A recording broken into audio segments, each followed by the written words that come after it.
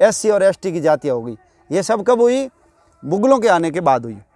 और ये खाई और ज़्यादा दूर हो तो इन्होंने, जैसे मैंने बताया ना, ये बाल विवाह मुसलमानों के कारण आया, ये पर्दा प्रथा, घूंघट प्रथा मुसलमानों के कारण आई, चमड़े का और मांस का उपयोग मुसलमानों के कारण हुआ, छुआछूत मुसलमानों के कारण आई, दलित बनाने का काम भी किन्होंने किया?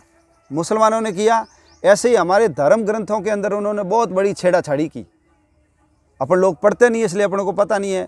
वाल्मीकि रामायण का जो उत्तरकांड है, उस उत्तरकांड के अंदर राम को कैसे दलित विरोधी बनाए, कैसे महिला विरोधी बनाए, इसलिए जानबूझ करके उसके अंदर उत्तरकांड जोड़ा गया। जो कलकत्ता से रामायण छपी है उसके अंदर उत्तरकांड नहीं है, 6 कांड ही है। उन्होंने लंका कांड करके और उसको समाप्त कर दिया और उसमें महात्म्य भी लिख दिया। और ये भी लिखा है कि 500 सर्गों वाला और 24,000 श्लोकों वाला ये रामायण महाकाव्य में पूरा करता हूँ। लेकिन यदि लंका कांड तक गिने तो 534 सर्ग है, और जो ये उत्तरकांड है, उत्तरकांड में 111 सर्ग है। तो इतना बड़ा जो श्लोकों की संख्या उन्होंने 24,000 बताई, लेकिन वो तो बहुत ज़्यादा हो गया। तो उत्तरकांड के अंदर क्या डाला? उत्तरकांड के अंदर सीता का परित्याग डाला। जबकि राम को जब पता था कि ऐसी आवाज़ उठेगी, ऐसी बात उठेगी, इसलिए लंका में ही सीता की अग्नि परीक्षा हो गई। तो फिर दोबारा लेने की उनको ज़रूरत कहाँ थी?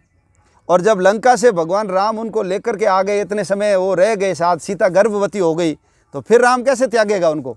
जो सबरी के वहाँ जा रहा है, जो अपनी माँ से भी ज़्यादा महत्वपूर्ण कैकेयी को मान रहा है, उसके प्रणाम कर रहा है, जिसने अहिल्या का उद्धार किया, समाज को कहा कि अहिल्या का कोई दोष नहीं है, और सीता के लिए ठेठ रावण को घर में जाकर के भगवान राम ने मार दिया, वो सीता का परित्याग करेगा कभी?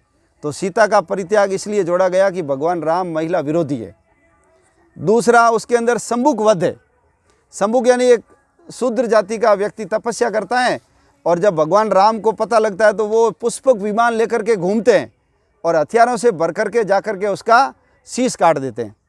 तो क्या एक सामान्य व्यक्ति जिसके पास हथियार भी नहीं है, उसको मारने के लिए भगवान राम के पास सैनिक नहीं थे क्या?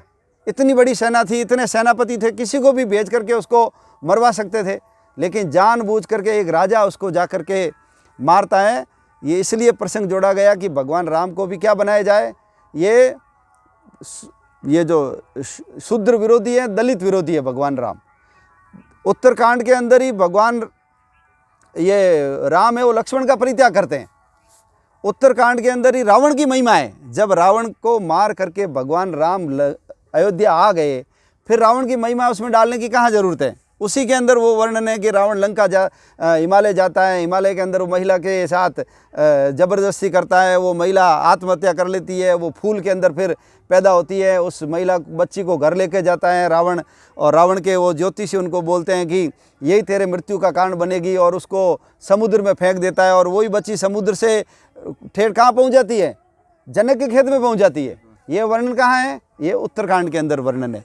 और ऐसे ही उत्तरकांड के अंदर एक इल राजा का वर्णन है, जो आधे समय महिला रहती है और आधे समय पुरुष रहती है। कभी इल बन रहता है, कभी इला बन जाती है, और वो एक दिन के अंदर 10-10 हज़ार पशुओं का वध करता है।